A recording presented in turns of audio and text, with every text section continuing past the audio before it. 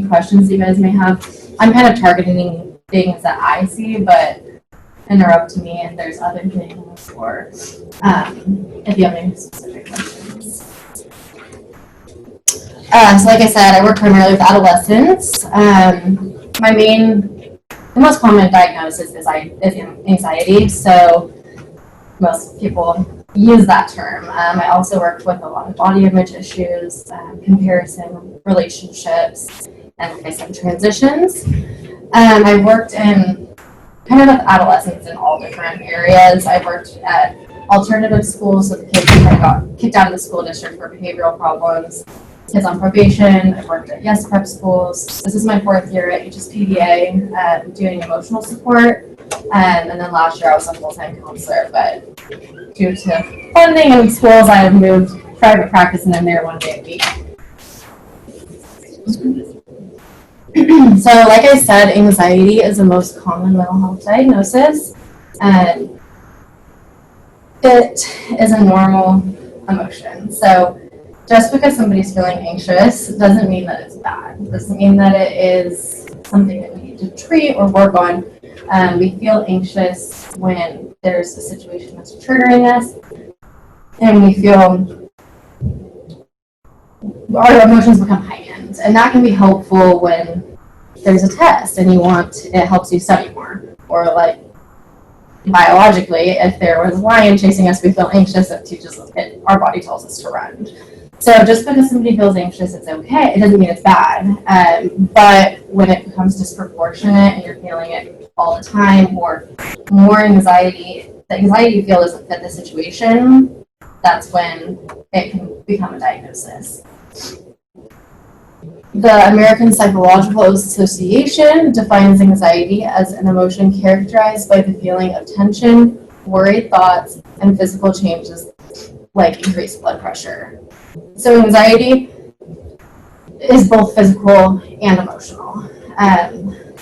Some teens will really just talk about it emotionally, and some will only focus on the physical. And so that's something to look at. If your teen has stomach issues, that's something I see a lot. They always have stomach issues, they're always coming home sick from school, they're in the nurse's office. They might not ever use the term anxiety, but that could be what it is. And we obviously want to do medical workups and things of that nature before we target anxiety. But like I said, it can be physical or mental, typically both. And it can look different for everyone. Does anybody have something that they see in their teen that they notice? Like, this is how my teen experiences anxiety. She twists her hair. Mm-hmm. When she's doing her homework, she twists her hair, and her hair is. Is she pulling it? She's Yeah. pulling it. Yeah. And that can become a separate anxiety diagnosis. Mine gets angry. Anger. He gets angry and starts to blame everything else around him Mm-hmm. for what's going on, right? Because that can be easier to say, like, my teacher is terrible, or the dog is barking, and like anger is, especially for boys, can sometimes be more acceptable than saying, I'm really struggling. I'm feeling this emotion and I don't know what's going on with me, than just getting mad. Exactly. Anything else? Big stomach aches all the time. Stomach aches, so more like the physical, pointing out the physical symptoms, not necessarily emotional. I mean, some things, there's kids who are anxious, who are super high functioning. So they have 98s in all classes, they kind of break down when they have 95. They are involved in every activity, they do youth group on the weekends, they help their siblings with homework, and they can be extremely anxious and uncomfortable. But that's how they're coping with it. And so it's not all about the teen who is isolated in their room or who's failing classes. It can look different for everybody. So that's just something to pay attention to. We're looking at more the emotion versus how they're acting or what's going on at school. Some typical symptoms of anxiety: restlessness, feeling keyed up or on edge, pacing is a big one. I hear them pacing down in their room. Being easily fatigued, difficulty concentrating or their mind going blank. I think that comes up a lot in school, saying that they can't focus, they're really distracted, and it could really just be anxiety. they're not necessarily that they can't focus, but maybe they're thinking about something else that's causing them the anxiety. Irritability is a big one. I hear a lot with the teens that their parents think it's teen angst. So they'll say, my parents just don't believe that it's anxiety, it's teen angst. And I think there's a fine line to walk. There is some just normal teenage attitude, but also anxiety can show up as irritability. And so to kind of keep that in mind before we target the behavioral problem of attitude, it might be just anxiety that's coming out as a symptom of irritability. Muscle tension and sleep disturbances. So that can show up. They're not sleeping, they're oversleeping, nightmares, trouble falling asleep, just disturbances. I also didn't put on there issues around food. So whether that's restricting or overeating, not eating all day because they're so anxious, they get home and binge. So just paying attention to patterns like food, appetite, and sleep are also huge. Do you have any questions about that? Are there any other symptoms that you guys notice? Procrastination. Procrastination? To the point where you have a lot of homework and everything, and then she procrastinates to the point where, oh my gosh, now I've got to do it, and then it's all an emotional explosion. Yeah, I hear that a lot, and I think with procrastination, it could be they procrastinate the hard stuff. So they're so anxious that they don't know how to do that World Geo homework. So they're playing video games or doing whatever to procrastinate. And the reason they're doing it is because they're so anxious about the homework. So instead of targeting procrastinating, why are you procrastinating, which can feel kind of judgmental on their end, it can feel like a judgmental thing, coming from a place of what are you avoiding? Because a lot of times the procrastination is just avoidance of doing something that's going to make them feel maybe inadequate because it's not their best subject, or they're worried about the test that they know they're not going to get an A on. Does that make sense? Anything else? Any other symptoms that you guys notice? Nail biting. Nail biting? Nail biting. Yeah. I noticed digging their nails into their hands, hair pulling, scratching. Some additional signs that I see, headaches, stomach aches, we kind of touched on that. That's a huge one. We're asking, how are you? And they say, tired. Like, we're talking more emotionally, so that can also be avoidance. Avoidance of activities. So in middle school, maybe they loved going to soccer. And then now they're saying that they are too tired to go to soccer or they have too much homework, which could be true at times, but just picking up, are they avoiding things that they used to really enjoy? And that can not only just be a sign of anxiety, but also depression. Using phone at inappropriate times. I don't know how you guys feel about that one. Yeah, that feels true. Our son, my son uses it to avoid. As an avoidant, it's an avoidant behavior. Avoidance, for sure. Yeah. And like, I was doing it before I started, like, oh, I'm anxious, and so I'm just like holding the phone. Yeah. So it's a way to, it's a safe way to put like a distance between you and another person. And I think they have that's at their fingertips. They've grown up with it that way. And so it can become just habit. Like the second they feel uncomfortable, they're in line at Starbucks and they have no one to look at or talk to and pull out their phone. So if you're noticing that, part of it could be internet addiction. But another way to look at it could be anxiety. And so just paying attention to those signs as well. Shaking, fidgeting, inability to make eye contact. So more physical symptoms I see. And this is a big one. This is something I've just kind of noticed from working in schools is everybody has ADHD now. Mm-hmm. It's like 504s, like being a school counselor, it was unbelievable. Anytime someone can't focus or can't pay attention or is fidgeting in their seat, it's ADHD. I'm feeling like there's a lot more undiagnosed anxiety that we're treating as ADHD. And so that's just something I'm going to put out kind of into the room and see if that feels fitting to anybody or if you... My daughter actually came to me and said, I think I have ADHD. I said, why? And she goes, because I can't focus, I can't, and she's like, all these things. And I'm like, you don't have ADHD. You would have been diagnosed a long time ago with it. Yeah. So. And it's a term that's used so commonly. And I'm not dismissing ADHD. It's a real diagnosis. People really struggle with it. Medication can be very helpful. Therapy can be very helpful. But I do see, because everybody's walking around talking about their ADHD and talking about their medication, and it's like kind of a buzz going on in the schools right now. I think they are misdiagnosing themselves a lot of times when they may just be anxious. And anxiety is tough, but we would treat that differently than ADHD. And so that's where I want to kind of make a differentiation there and see if we can maybe see it in a different way for certain teens. Again, some anxiety is normal, and it can be hopeful in some situations. So that's something I try and explain to them, but getting that across at home could be helpful as well.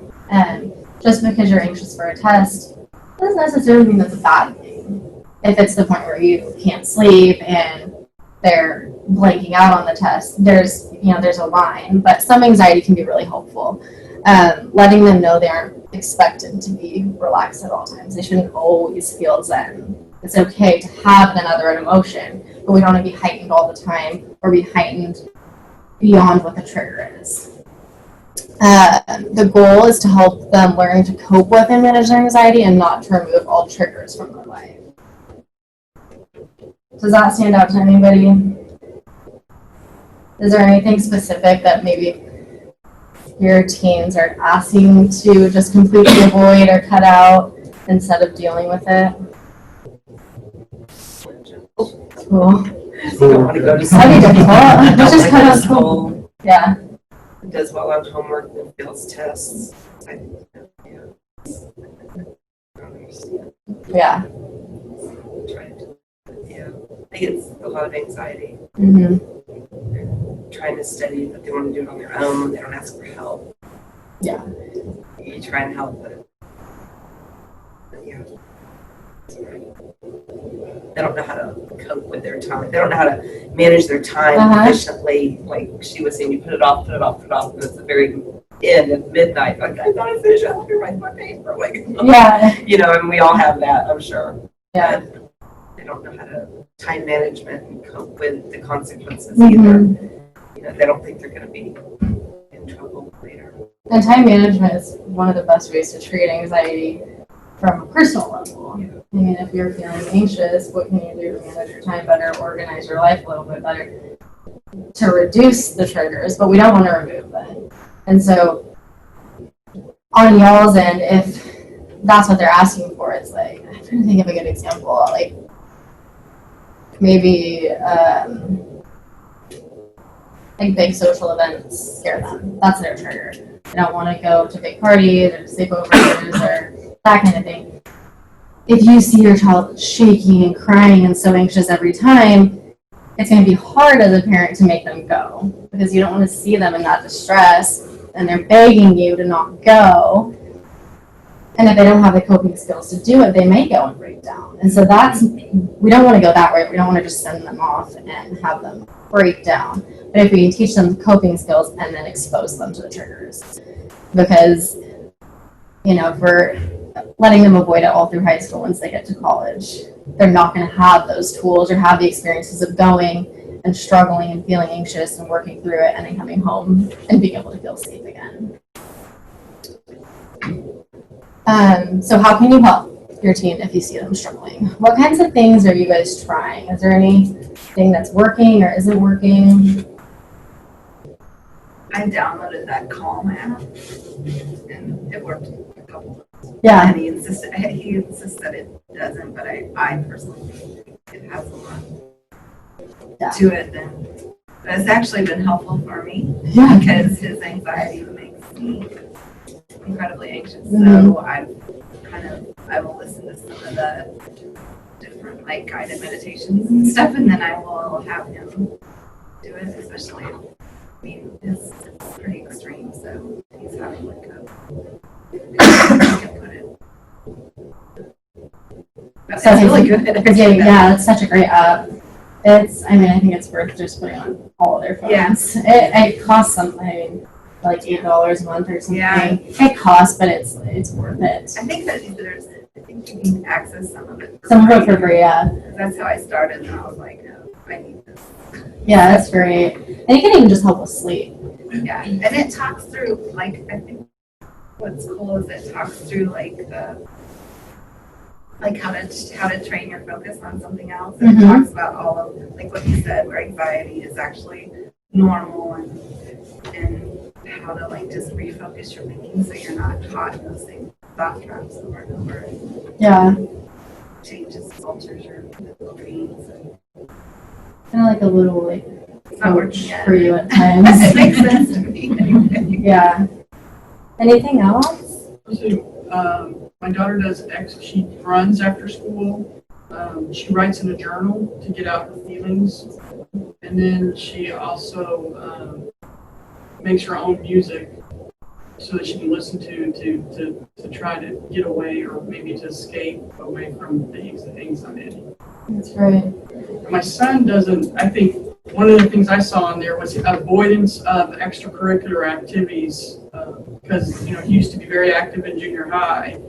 But I don't see, they seem to be very different, male and female, the way they handle anxiety, and that the girl seems to be more emotional, outgoing with emotions, whereas the boy seems to be more suppressive. Yeah, they shut down. Yeah. Because that's an emotion. Yeah. So that's what I see with him.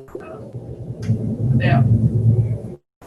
The exercise definitely helps. My Yeah. daughter a lot. She's not an athlete, but she discovered a weight training class, and she loves it. And second time she's taken it, and she's so much better when she's taking it. I'm just like, she just begins to hustle. Yeah. Yeah, that's great. Physical exercise is a really good one. My son has really bad sleep anxiety, and I think just having a routine, the busier he is, his sleep anxiety was worst over the summer when he didn't have things going on. And so just having a routine and just keeping busy and sports and the calm nap, he listens to that every night. And the more he does personally, the less anxiety he has. I think that there's some good things that are already working, but it can be hard seeing them struggle and not knowing what else to do. I couldn't get my son to go to any school dances. So I told him, I said, well, I'm volunteering with my other moms, but don't be coming and hanging out with me at the dance. Because you're going to take away my cool points. So you stay over there. But at least it made him get out the house and go. So sometimes I have to come up with little creative little tricks and be silly about it. So he doesn't take it so seriously. Yeah. Yeah. So some ways to help, first off, it's just asking them. They might not always know, but there's this notion of, treat people the way you want to be treated. But really, what I might need when I'm anxious is to be held physically, just like, hold me, I'll feel better. Somebody else, that might trigger them. They might start panicking more. And so if I just go hug everybody that's anxious, that could cause a lot of other issues.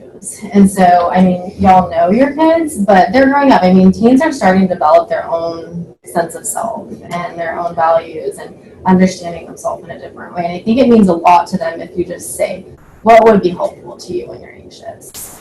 Or if you're having a panic attack, is there anything that I can do to help you? I think when we're talking about anxiety with them, this is what I hear from the teens. The parents end up talking about, what they do, and they kind of go on and on. Then my parents get on their soapbox and are talking about anxiety. And so another way to help is to kind of, give your input and then just let them talk. Because I think you'll learn a lot about them and what their experience with anxiety is if you just open that door of, you seem anxious and I want to help. Can we talk about it? You may be shut down. Like, I don't talk about it. Leave me alone. But just being persistent and having them know, okay, it's fine if you don't want to talk about it, but I'm here if you do.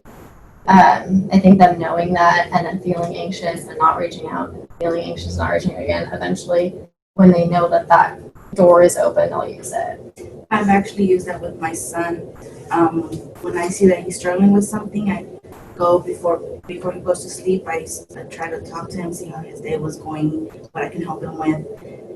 Or I go through his phone, so I'm like, "Is everything okay?" And he won't want to talk to me. "No, Mom, I'm fine," but I know something's wrong. 2 days later, "Hey, Mom, I'm just cooking or something, watching TV," and he's like, "Hey, Mom, remember?" And then I'll turn off the TV, stop cooking, and I'll just listen to him.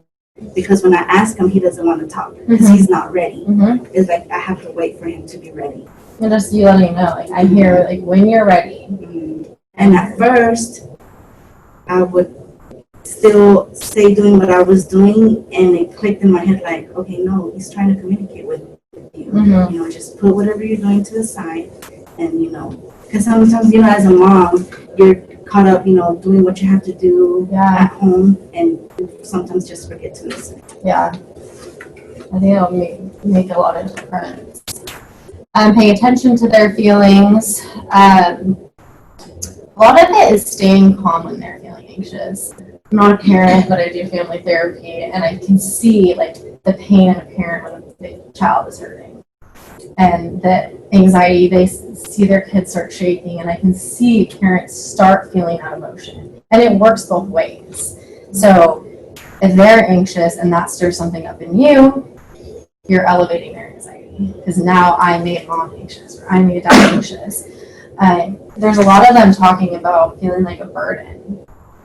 My parents have enough problem. They're stressed when they come home from work.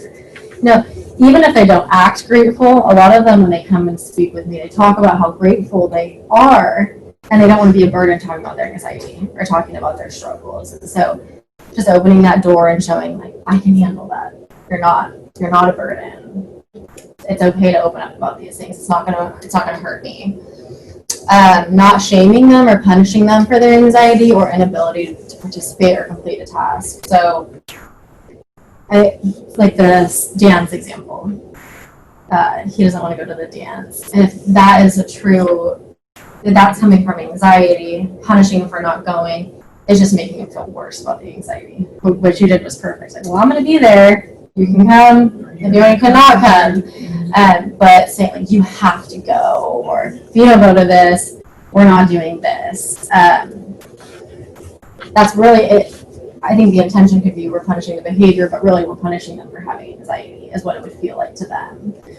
So trying to be conscious of that. And then when they are able to do something, really taking it seriously. I've noticed a change from last week. I see that you tried and it's been really hard, and just validating.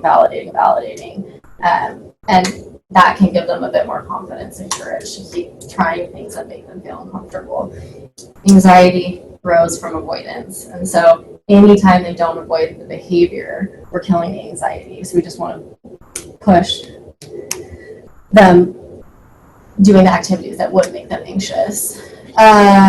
Keeping a routine while being flexible. I think somebody said something about a routine being in school, or having a bedtime, or life that has a routine and organization is better, but also some anxious people, perfectionists, for example, if their routine gets thrown off, that can cause a whole other kind of anxiety. So being able to be flexible with the routine as well. Trying to see things from their perspective, and just meeting them where they are.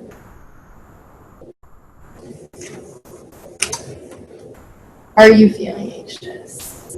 So this kind of comes into them feeding off of parents' energy. You feel it when they're anxious, but also they feel it when y'all are anxious. They might not notice it with specific behaviors. They are part of you, and they can feel it. And so just making sure you're doing the things that help you stay calm. You're practicing your self-care. You're talking to your friends so that your anxiety isn't rubbing off onto them. Encouraging self-care.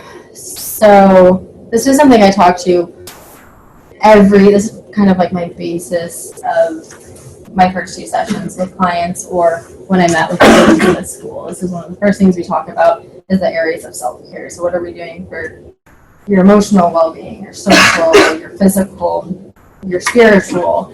at what are you doing for yourself in each of these areas? And are you doing something every single day? So I asked them, before you go to bed, before you set your alarm, what did you do for yourself that wasn't for a chore, wasn't for your parents, wasn't for your girlfriend, wasn't for school, that was just for you? And so that can be like, I took 20 minutes longer in the shower, or I packed my lunch, I walked outside, I went to the football game. Anything that was just for them. Increased self-care decreases anxiety. And so the more we can push that, if we can't treat the specific anxiety, what we can do is have them do more for themselves. It's hard because their schedules are so packed and it's hard to find free time, but it's important. I mean, I honestly tell them it's more important to do something for self-care than to get an A over a B on that assignment. You're going to be a better student if you're happy and healthy. You know, it's hard to be a good student if you're anxious. And so trying to calm them, feel better about themselves, the A's are going to come a lot easier. So examples of self-care: getting enough sleep, eating healthy, daily exercise, spending time outdoors, doing things they love, spending time alone, spending time with friends, hobbies, setting boundaries, and doing these things within reason. You know, I have to like, yes, video games could be your self-care, but your self-care doesn't last for 3 hours. Like, self-care is like, it's to better your life. It's not meant to hinder you. And so that's just something to keep in mind of like, how do we take care of ourselves and still take care of the other responsibilities, of course. Encourage relaxation. So calm math is a good one. Encourage them to take breaks. Do you know what grounding techniques are? Like I read something one time where if you name 5 colors, name 6 cities, and you just go through a list. Mm-hmm. Yeah, like you can do a physical one, could be like they're feeling really anxious. Yeah, 5 things I see, 4 things I hear, 3 things I can touch. Just kind of going through things. It's really about becoming present, because anxiety is worried about the past or worried about the future. You don't really feel anxious about the current situation if you're just feeling your body or feeling the room. So those are some different. I mean, I just tell them like we work through them in session, but as a parent, you can just look on Pinterest or Google grounding techniques. They're everywhere. Even printing them out and working on one at dinner. Like, let's ground before dinner instead of pray. I mean, you can find different ways to incorporate these things into their lives. Breathing exercises, same thing. Meditation, I think it takes a specific kind of teen to meditate, but some of them like it. I find girls are more into it than the boys, but you can throw it out there. Maybe if they're doing it with an app, they have more of a buy-in. Music is a huge one. Allow them to take naps, burn essential oils or candles. Weighted blankets are a really great tool for anxious people, especially if you can't sleep. Kind of expensive, but like it's the best $100 you'll spend. They're so amazing. Adult coloring books are good. I mean, that's a form of meditation that won't feel like what they would probably imagine as meditation. Anything else that you guys could recommend? Yeah. What I used to do probably stopping last summer. He doesn't want to do it anymore, but I will try to do it. I just ask him for 10 minutes to don't do anything. Don't touch the phone, just lie down on the couch for 10 minutes. I said, I don't care if you're looking at the ceiling. There's no TV, there's no music, there's nothing. I want you just to lay down for 10 minutes. And hoping that he will go into his day or his emotions, or I don't care if he's bored for 10 minutes, but I think that he doesn't want to do it anymore. I'm going to try it again. Sometimes you want to be pushing it, and then just ended up arguing. But I still think that that's a good thing to do. It's great. I mean, that's like the basis of childhood, like, or at least mine, like go to timeout. Really the purpose of that is you're too emotional, like you need to go take a minute by yourself to not do anything and calm down. And so, I know we're not going to tell a 16-year-old to go to timeout, but if they knew that they could just go and do nothing. I think, like you said, no phone. The screens are the cause of a lot of anxiety. They have to be on them for school, and I mean, just for life now you have to, but I think social media and the pressure of comparison and how many likes they got, that increases anxiety. They post a photo and then they check it. They check it every 5 minutes. They keep refreshing it. And that is all anxiety. Am I good enough? Am I pretty enough? Am I popular enough? And so if they could just have 10 minutes of not worrying about that, they can reduce their anxiety. Kind of subconsciously, I don't think they would even realize that no phone time is going to reduce anxiety. But I think logically we can all understand that without that pressure for a few minutes, they can probably go in with a little bit clearer of a head. Things not to say, just calm down. I think really anything with just takes away the seriousness of what they're dealing with. So even if we're talking about calming down, saying just calm down, it's like if it was that easy, I wouldn't have a job. So I would stay away from. It's not a big deal. I mean, anxiety is telling them whatever it is, as big or small as it may be, logically, emotionally, it feels like a big deal. So kind of leveling with them, like, wow, this seems like a really big deal. Like, how can we handle this? There's validating the feeling of it being real, of it being a big deal, until we can get out of it. And it will no longer feel like one. You can't use anxiety as an excuse. I hear that a lot from the teens, so it might be interpreted differently than it was meant. But that can be really hurtful when they can't, go to the dance. They're not using it as an excuse. I mean, I think it's rare for somebody to use a mental illness as an excuse. I will just do it. That's the enabling. They're too worried to do something.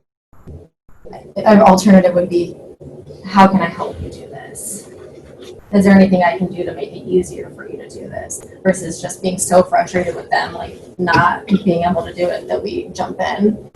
You shouldn't feel that way. I think that one also isn't meant to come across hurtful or offensive at all. Like, they're feeling anxious that they're not going to get into college because they got a D in a class.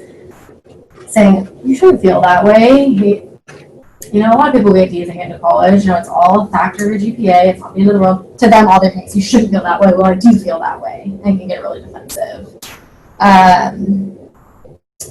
I don't know how to help you. That's another feeding into their anxiety. That could just be your anxiety coming out. Like, maybe you don't know how to help them, and that's okay, but not saying it. Saying, like, what can we do to get through this? Or, I really want to help you.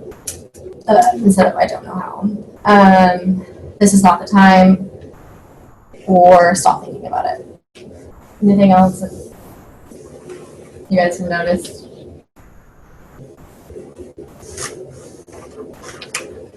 Okay, so this is, I don't know how much depth to go into this. Has anyone heard of cognitive behavioral therapy? Yeah, so that's what I use for anxiety. That's a modality that I typically start with. It's the most evidence-based treatment for anxiety. And it's all about, so basically, this is a very simplified version. But I'm telling you this so that there might be ways for you to help them change their thoughts without doing a real CBT therapy. So it's about their thoughts. So a situation would happen, say a situation's like at the top of that diagram. So a situation happens, you have a thought about the situation, and our thoughts cause us to feel an emotion. And then we behave based off of our emotion or feeling. So that's kind of the pattern. I guess I'll give an example. I'll give an example. So a situation could be,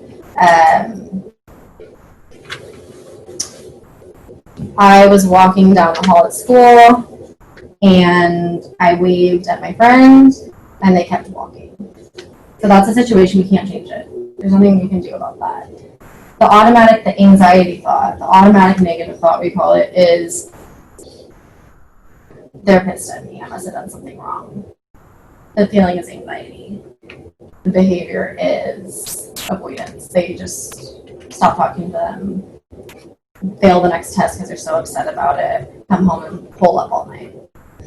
So in CBT, what we would do is go back to the situation, acknowledge we can't change it, and try and find an alternative thought. So it's not thinking on the right side. It couldn't be like, what was my thought?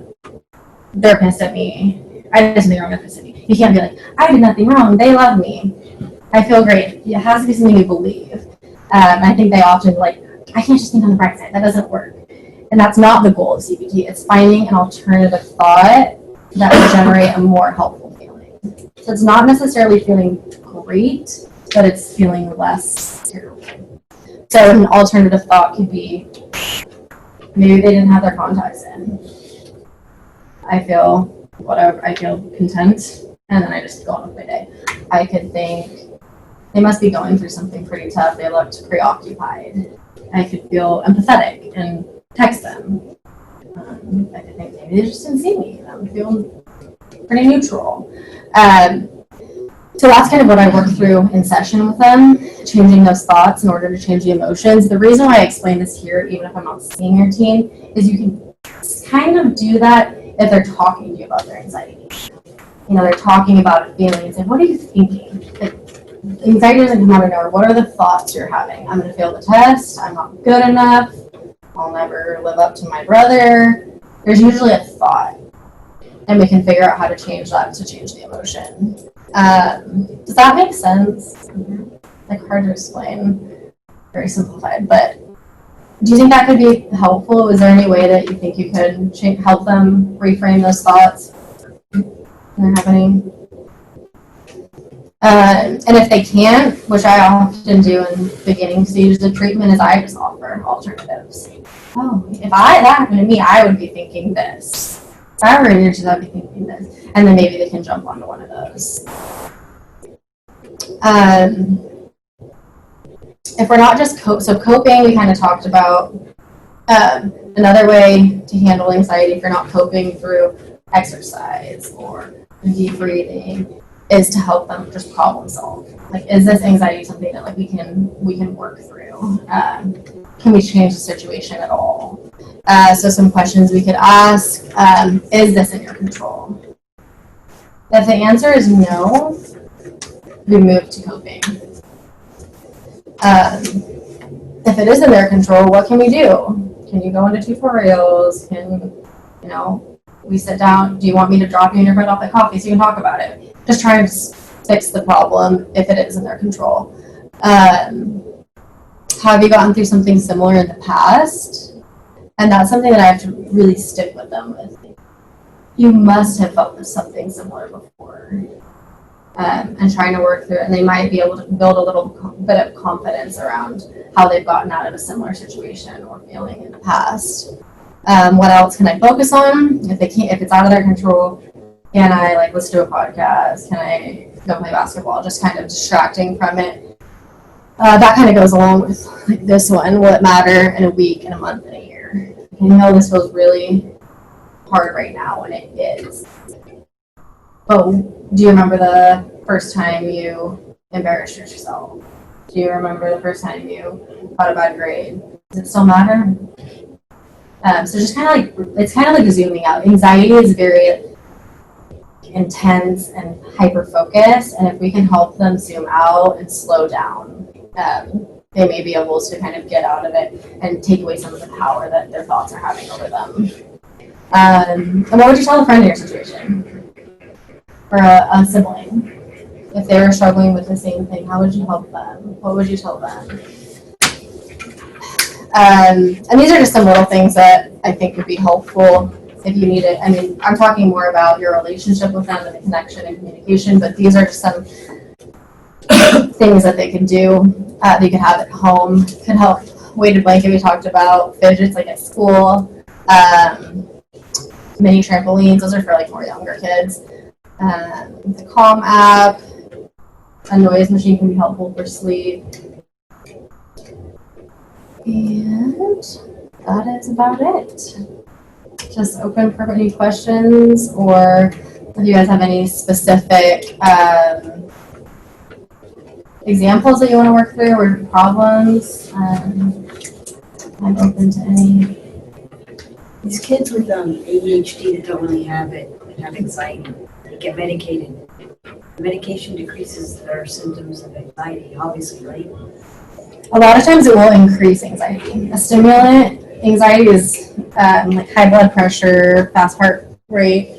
A lot of times a stimulant will actually increase anxiety. Even for kids with ADHD, I mean, I'm not a medical doctor, I don't have a medical degree, so I'd always go to a psychiatrist or your primary care if you had specific questions about a specific medication. But a stimulant can actually increase anxiety in some. Like somebody with ADHD could try Ritalin and they feel really anxious, but they can focus. They might put them on a different ADHD medication and it works. But that's the thing with medication. It's very case to case. So it's hard to know. What are you thinking? I'm listening. Yeah. I'm wondering about Yeah. Yeah, I don't know specifically. That definitely can increase it. So if we need to bring our kid to the consultation with you, it will be, you will like give them tools to kind of help with their anxiety. When do you think, how bad anxiety has to be in order to decide that he needs medication instead of just therapy? That is something that we need to go to psychiatrists, or it will help only to use therapy. Again, that's case to case basis. I'm very conservative on medication, so it's very, very, very rare that I would see somebody less than 8 sessions before I would recommend a psychiatrist. Okay. That it happens. I have kids who they can't even sit in their own skin, and coming and talking to me is making them more anxious, and we can't do work. So I'll recommend that. But every therapist is different on what they'll recommend. I always try thought and behavioral interventions first. But sometimes people are so anxious that they need that medication in order to even expose themselves and practice those tools, and then they can taper off. Question. Why, I mean, we all grew up, we all had anxiety. Why all of a sudden, I know it's not all of a sudden, but it's, it's out there, and now kids are going to therapists, and they're doing it. It seems to be hitting all the kids. Mm-hmm.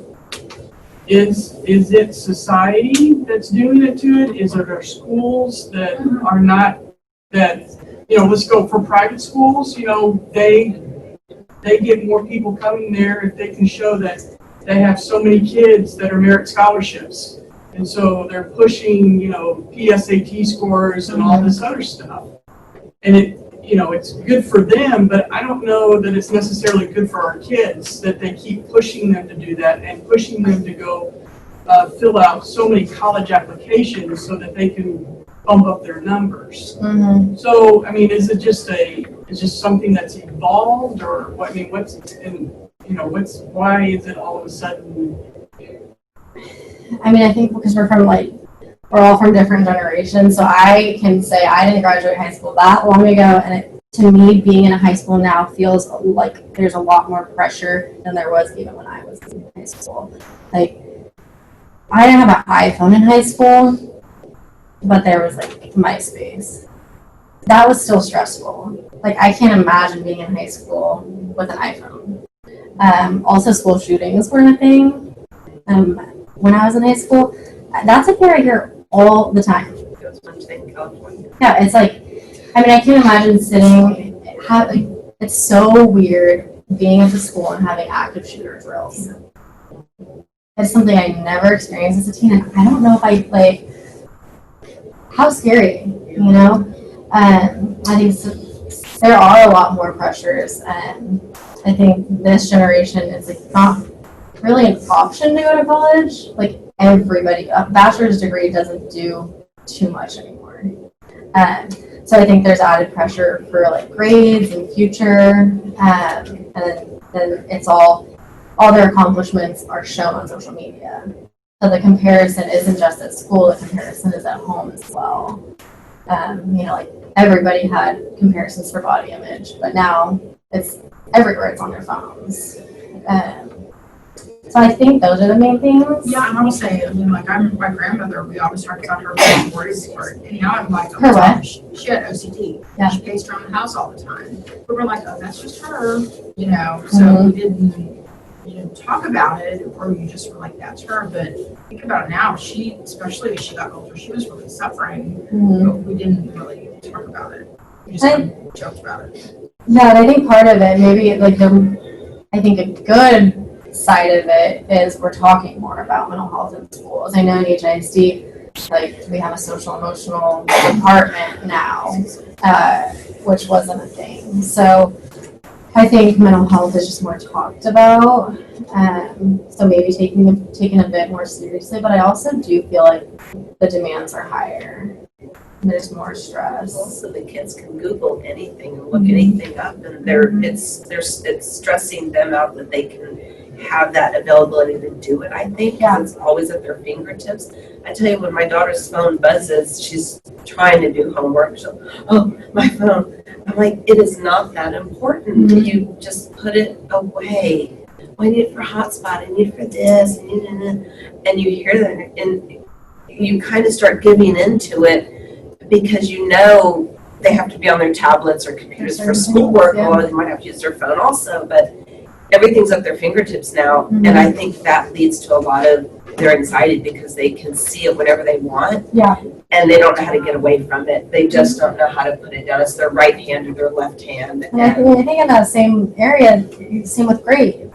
Like for us, I don't really remember if we had them online, but the fact that I don't remember means it wasn't that important. We didn't know our grades. They check their grades every passing period. I mean, at least at PBA, they're like on this grade speed 24/7, and it's like. I've noticed that even as a parent, because they tell them to, and I noticed for me as a parent, when I was checking it too much, it was giving me anxiety, so I can only imagine. Just watching these numbers go up and down, am I good enough? Do I compare to my peers? Am I going to get into a school? Are my parents going to be proud of me? Like, there's so much more than just a grade. It's like how people judge them. So I think, we can't change society, but just doing the little things at home and like reminding them you're on your own path, trying really hard to not compare them to peers or siblings, because they're doing it already. Like, I guarantee it. So hearing it from a parent is enforcing that they're doing the right thing by comparing themselves. And that's just not helpful. They're not their peers. They're not their siblings. Right. Any other questions or concerns? With your group of kids, do you do it in a group setting with like a group of teenagers, or are you doing one-on-ones, or? I've done kind of across the board. What I'm currently doing is I'm at the school one day for hires kids, and then here I see individuals. I'm trying to start teen anxiety group where we work through CBT. So it's kind of more of like, it's not as much of a process group, which is just like open communication about our issues. It's manualized. So we learn how to cope, we learn how to change our thoughts. I'm trying to start that, but it's really difficult to get anybody consistently with like football practice and then piano and dance. So I'm really struggling to do it for adolescents. For young adults, I can do that. But yeah, here I work with individuals. I see them for 45 to 50 minutes, usually once a week to start, and then we taper down, hopefully, to bi-weekly, monthly, and then kind of pass them off. I have a lot of group experience, and if there is a way to get your team into a group, we're hoping to start them here. It's just, we have a couple, but they're Saturdays. Is that with the DBT? Is the DBT group going to be DBT helpful for the anxiety, for the same type of issues, or? It can be. From a social? Yeah. DBT was developed for personality disorders, which anxiety is a thought disorder. But I think anybody can benefit. but it's definitely different than CT. But it's skills. It's all skills based. You're learning how to regulate your emotions and be mindful. Yeah. So like it says in here, I can do 15-minute consultations if you or any of your friends, kids need a therapist, siblings. I also do parent consults if you just need any additional tips. I do work evenings. I'm starting to work some Saturdays because my evenings are getting full. But I can write doctor's notes if kids need to get out during a study lab or something if they need support and they don't have time outside of school. I think prioritizing their mental health is something that I obviously advocate for. And here at Edens, we treat all different clients. Tons of therapists with tons of different specialties, so don't feel free to look on our website if you all need help for any other issues. And we have these talks once a month. They're just called the Wellness Community Talks about whatever each person's specialty is. If a child was to come to see you for anxiety, would you spend 2 or 3 weeks getting to know them, or do you, the first time you see them, will you start giving them some tools knowing they have anxiety? Or will it be? It depends on the kid. Some very timid kids, it's like, I just need to get on their team. I think I have I can dig in quicker than a lot of people because I know adolescents so well. I think my looking young works for me. So I think I can start earlier than a lot of people, but there's a definite rapport building. The first meeting is an hour and it's called a diagnostic evaluation. And so that's where I ask, it's kind of interview like, and the parent is in there and the adolescent. And that's where I diagnose or just kind of figure out a treatment plan, goals, what y'all want out of our time together, what the adolescent wants. So the first session, I offer tips where appropriate, but the real work starts the first session.